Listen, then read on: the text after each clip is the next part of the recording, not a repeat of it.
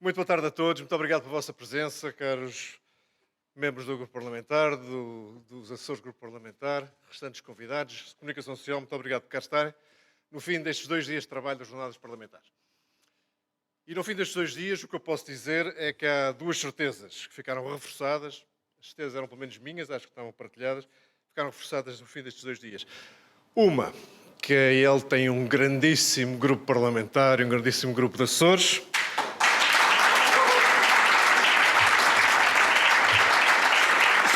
Sou eu que tenho que bater palmas, vocês estão a bater em grande parte em causa própria, não é bonito?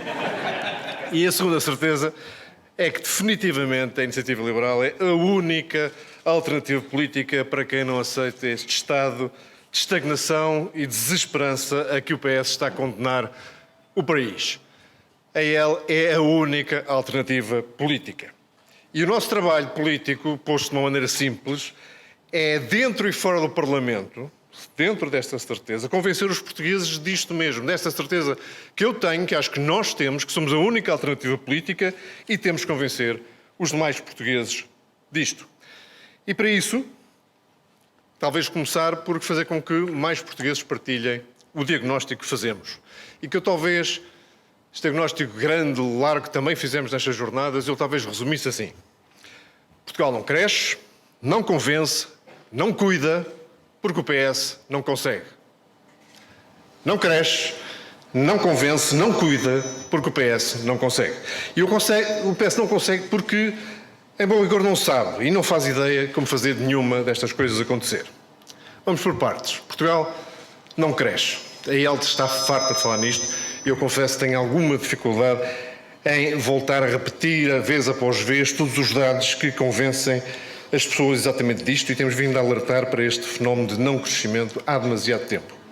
Portanto, em vez de repetir os dados pela enésima vez, vou citar apenas um dado, que é aquele que para mim mais me angustia, mais me preocupa e mais me faz ter a certeza de que temos que inverter este estado de coisas. E é um dado que vem no relatório da OCDE já com algum tempo, mas que diz só isto. Para um português que esteja entre os 10% mais pobres em Portugal, vai demorar 5 gerações a atingir a média, que não é brilhante, de rendimento nacional. Pensem bem no que isto quer dizer.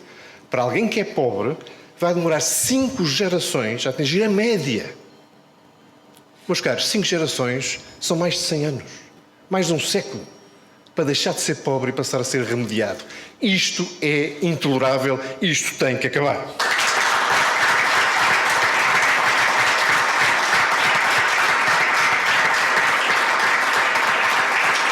Isto era a parte do Portugal não cresce, a parte do Portugal não convence. O que é que eu quero dizer com isto? Não convence aqueles, sobretudo os jovens, mas não só, muito qualificados, a procurar fazer vida em Portugal e continuar a subir na vida em Portugal. Não convence que eles não imigrem, que não saiam daqui. Não convence também quem está fora a querer viver para cá, ou querer vir investir para cá. Não convence. Nem convence aqueles que querem constituir família, a terem filhos ou a terem mais filhos. Também não há futuro para isso. Portanto, um país que não convence aqueles que não deviam sair a ficar, aqueles que deviam vir a vir e aqueles que deviam multiplicar a ter mais filhos, não é um país com grande futuro.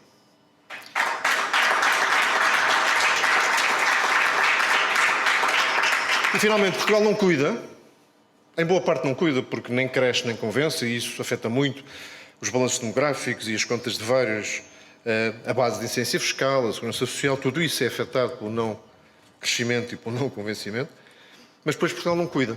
E não cuida, sobretudo, daqueles que mais precisam.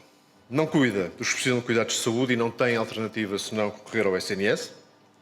E se há atestado de incompetência que é atribuído todos os dias ao PS, é de Portugal ser aquele país onde os seguros de saúde privados mais crescem e onde a proporção de despesas com saúde pagas do próprio bolso a privados é maior em toda a OCDE. Se não é maior, é penúltimo. Se é a maior atestado de incompetência de quem não sabe cuidar de quem precisa de cuidados de saúde, acho que é este. Também tem que ser invertido. Depois, Portugal não cuida de quem vem na educação a única maneira de quebrar círculos viciosos de pobreza e desfavorecimento. O número crescente de alunos que conclui o ensino obrigatório, o número crescente de alunos a frequentar e a concluir o ensino superior não se tem traduzido em qualquer melhoria de condições específicas, concretas das suas vidas, nem sequer de perspectivas de futuro. Voltamos ao Portugal que não convence. E a educação, o sistema educativo, não está a funcionar como devia, nem como elevador social, nem sequer como projetor de esperança.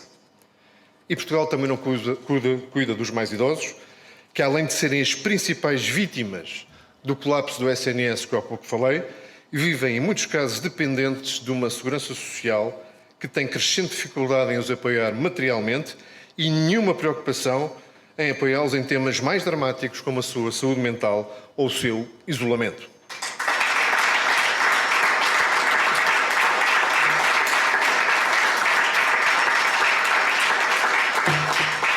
Repito, portanto, o diagnóstico: Portugal não cresce, não convence, não cuida, porque o PS não consegue. O PS não consegue porque não sabe, não faz ideia de como pôr o país a crescer, não faz ideia de como pôr os serviços públicos a funcionar. E cada vez mais portugueses partilham este diagnóstico, cada vez mais portugueses percebem a necessidade de ir por rumos diferentes, por rumos testados, modernos, por rumos liberais. E é por isso que cada vez mais portugueses veem em nós, veem na Iniciativa Liberal, a verdadeira alternativa aos governos socialistas que nos desgovernam. Na verdade, o próprio PS e o Primeiro-Ministro também já perceberam isto. A verdadeira alternativa está na Iniciativa Liberal e é também por isso que o Sr. Primeiro-Ministro perde as estribeiras e perde as maneiras connosco. Vai continuar a ter a oportunidade de o fazer, posso garantir.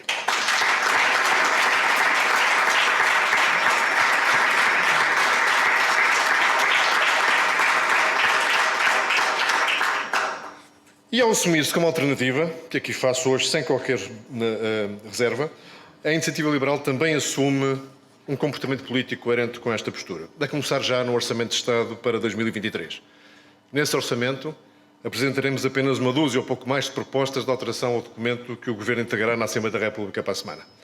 Não alinharemos no jogo deste PS da maioria absoluta, a maioria absoluta que de dialogante não tem absolutamente nada, e por isso as propostas que apresentaremos, e que provavelmente a maioria absoluta, como rolo compressor que tem sido, vai chumbar, vão ser aquelas que serão verdadeiramente reformistas, coisa que aliás o PS não é e o PSD também deixou de ser, mas serão propostas reformistas, verdadeiramente disruptivas e verdadeiramente liberais. Aí continuaremos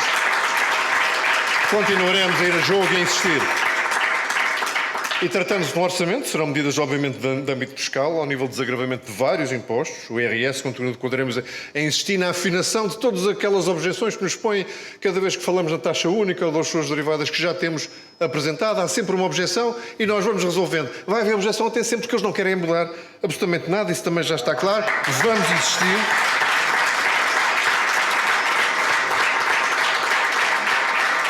A nível fiscal vai haver também eliminação de dupla tributação, eliminação de taxas, simplificação de procedimentos, desta vez, sobretudo dos que vivem dos rendimentos do trabalho, e desta vez vamos dar particular atenção a situações que até aqui ficam sempre nas franjas e não são devidamente tratadas, acabando discriminados e desfavorecidos, como são o caso dos trabalhadores com profissões liberais. Desta vez terão na Iniciativa Liberal alguém que vai cuidar dos seus interesses a nível fiscal.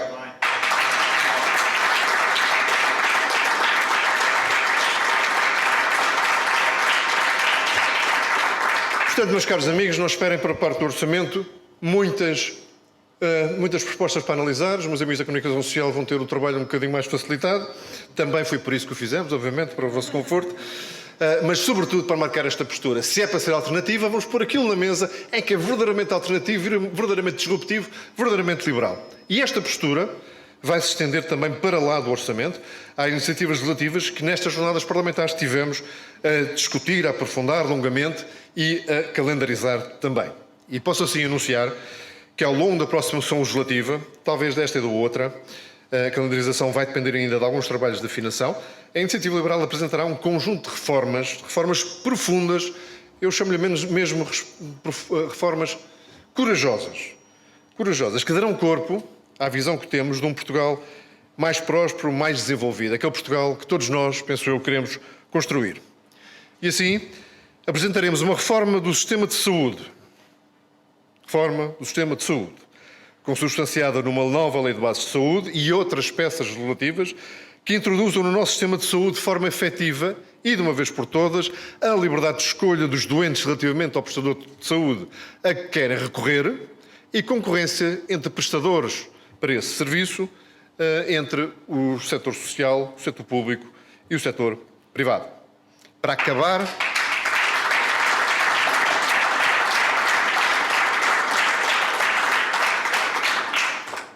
e acho que já disse isto, mas vou repetir aqui também. Isto é essencial para acabar de uma vez por todas com um sistema exclusivamente baseado no SNS, um SNS que está em colapso e que faz com que aqueles que não têm alternativa, a alternativa de recorrer a outros prestadores de saúde, privados ou sociais, esses possam de uma vez por todas verem garantido o acesso universal não às listas de espera, mas a um efetivo cuidado de saúde.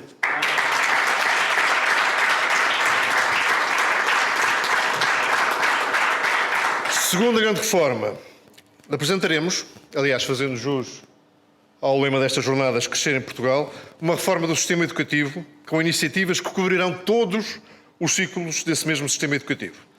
Começando pela mais tenra idade, garantindo o acesso universal a creches e ensino pré-escolar, incluindo aqui, evidentemente, as ofertas do setor privado e cooperativo.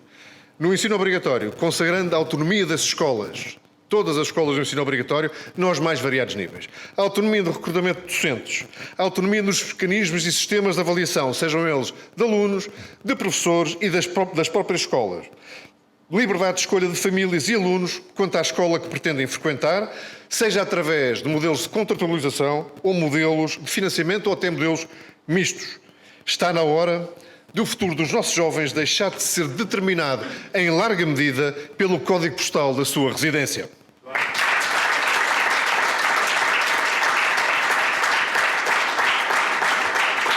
Incluiremos nesta reforma do sistema educativo um parente pobre que pensamos pode ter um papel importante a desempenhar no futuro profissional de muitos nossos jovens, que é a reformulação do ensino técnico-profissional. Para aqueles que veem nesta via uma hipótese de melhor futuro, não queremos, não podemos permitir que sejam estigmatizados ou discriminados. Este setor de ensino precisa de atenção, nós vamos prestar essa atenção.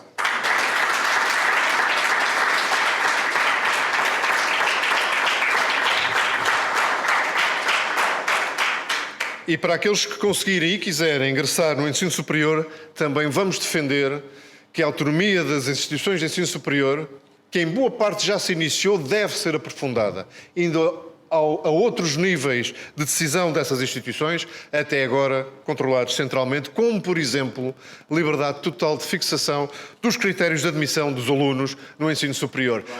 As universidades devem ser livres de escolher que tipo de alunos querem ter nas suas aulas.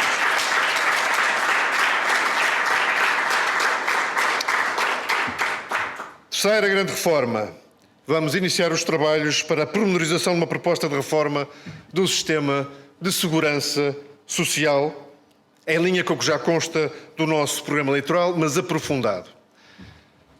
Não vamos fugir deste tema que é difícil.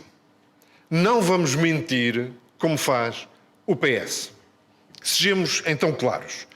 O sistema de segurança social, o sistema de pensões, tal como hoje existe, tal como está, não é sustentável. Ou a esquerda diz que é sustentável e nós vamos dizer com todas as letras que só é sustentável se formos sempre aumentando os impostos a quem já trabalha ou descendo as reformas, quem deixou de trabalhar. Isto para nós não é sustentabilidade.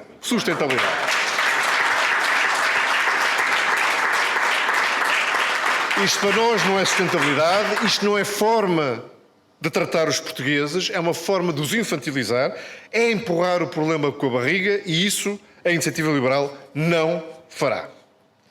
Estamos cientes do custo desta importante reforma, em especial no período de transição. E por isso queremos pormenorizar a forma não só como o sistema funciona, mas como se transita de um para o outro.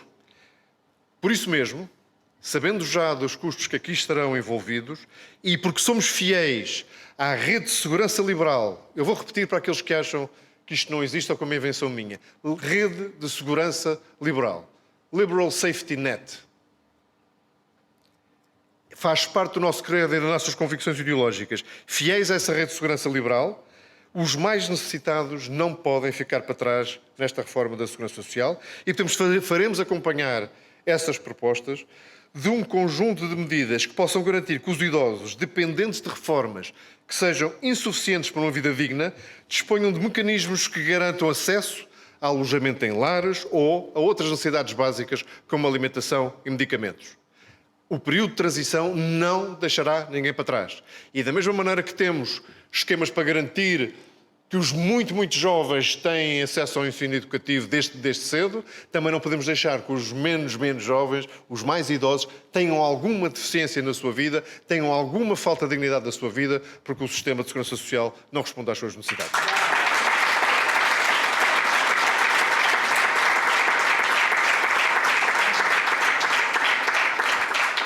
Quarta grande reforma. Não nos vamos poupar esforços. Quarta grande reforma.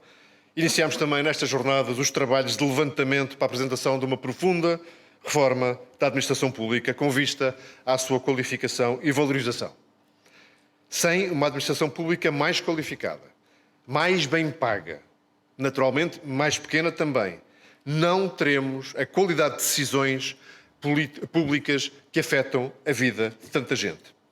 Esta reforma, que é talvez das mais profundas e mais complexas do ponto de vista técnico, gostaríamos de apresentar nesta sessão legislativa que ainda estamos, ou mais tardar na próxima, incluirá, entre outros, colocar finalmente em funcionamento o Sistema de Informação da Organização do Estado, isso é mais, está previsto há anos, não funciona. Sem esta ferramenta, qualquer reforma da administração pública será como conduzir de olhos vendados. Temos que pôr o isso é mais a funcionar.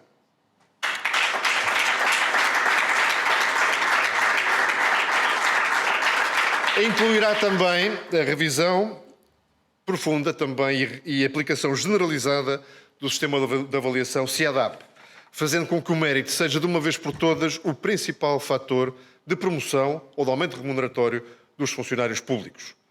Incluirá também uma harmonização disto que acabei de falar, das carreiras e das remunerações, com as respectivas tabelas remuneratórias, para acabar com injustiças horizontais, com incentivos perversos e para que isto tudo possa funcionar de forma transparente para todos, não permitindo que seja uma força relativa de determinadas corporações dentro da administração pública a levar a melhor e a beneficiar de tratamento especial.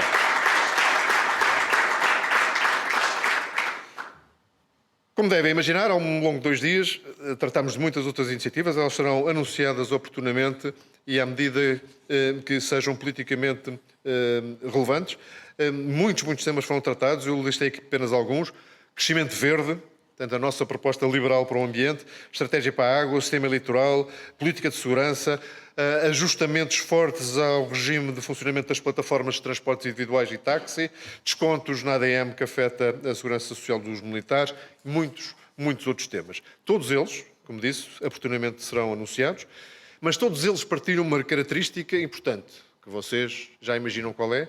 Todas elas ajudarão, mais ou menos, mais depressa, mais devagar, a transformar Portugal num país mais liberal.